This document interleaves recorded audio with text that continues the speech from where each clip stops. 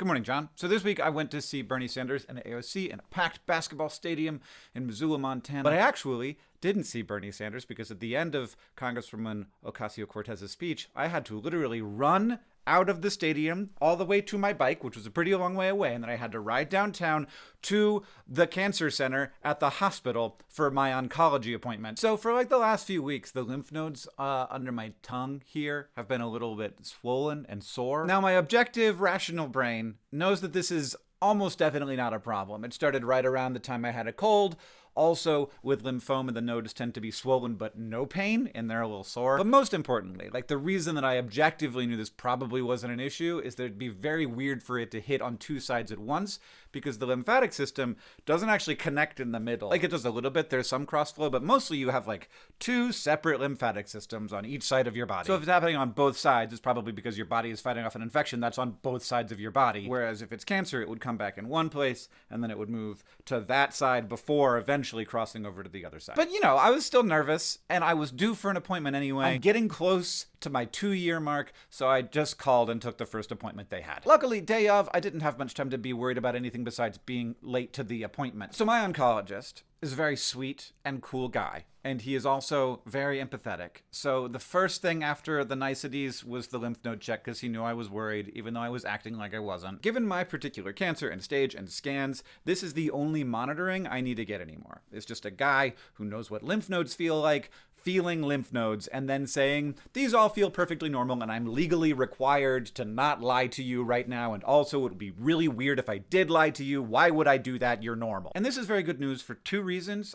Obviously the first one, because I don't currently have any signs that I have cancer. But second, because I am mostly through the peak times when I would be likely to relapse. Not all the way through, but mostly through. I don't know why I always expect modern medicine to be only modern, but like it is both modern and also 1940s, let's touch you to see what things feel like. So part of the meeting is him asking me what my biggest worries are, and then also scolding me a little bit about knowing too many things, as if he might expect that I would do less research on something as interesting and relevant to me as Hodgkin lymphoma. Like when I told him I was also worried about secondary cancers, he said, that's rare and possible, and I said, I know it's rare but possible, and he said, which cancers are you worried about? And I was like, leukemia, and he was like, yeah, I should have guessed, because that is, of course, the one that would be the worst to get, and there's very little you can do to monitor for it, at least right now. But 10 or 20 years from now, when it's most likely that that would actually happen to me, maybe they'll have better treatment or better monitoring. If, you know, we keep doing science, which is not something I have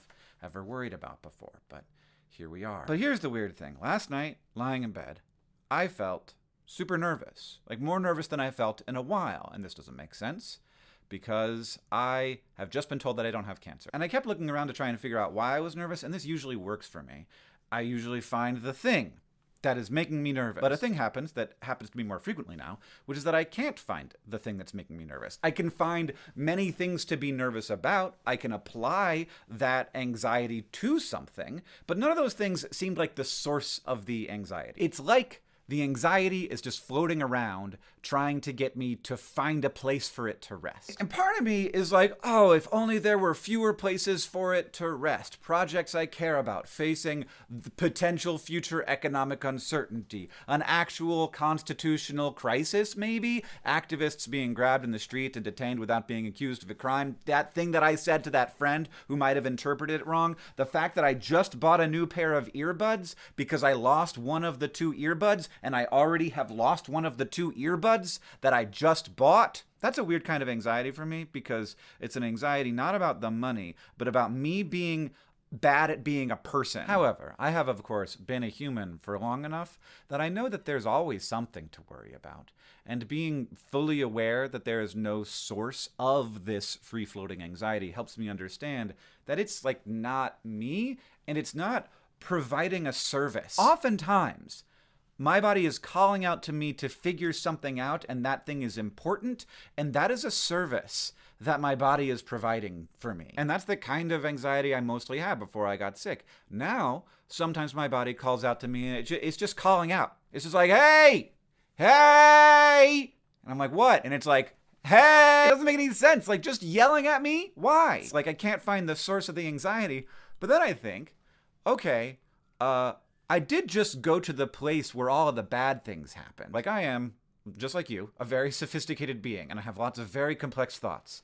But I also have the thought that's just like, oh no, the bad place where the bad things happen. Why did we go back there? And I can appreciate that part is just generating free-floating anxiety for that reason, without agreeing that I need to like find a place to put it.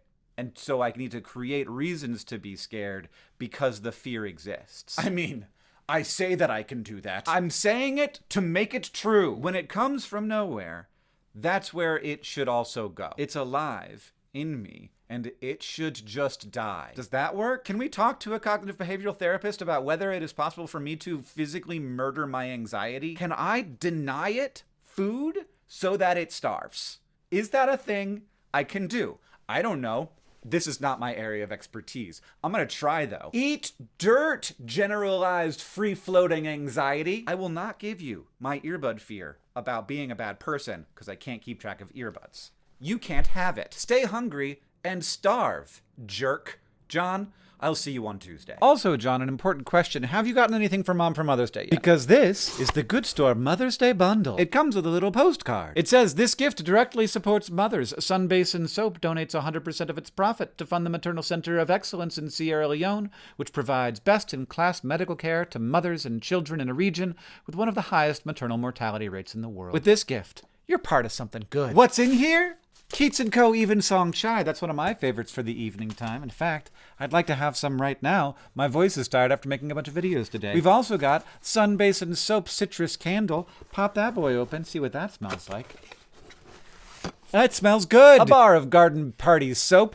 This was designed by me and Catherine. Catherine, who is also a mom! And finally, an unscented hand balm. This package is available at a discounted rate at Good.Store. There's a Mother's Day link right at the top. You can't miss it. Click on that, and you can find a bunch of different options, including this bundle. But you have to get it before Monday if you're going to get it, because we have to have time to ship it to you so it gets there before Mother's Day. There's a pretty good chance. There's a link in the description.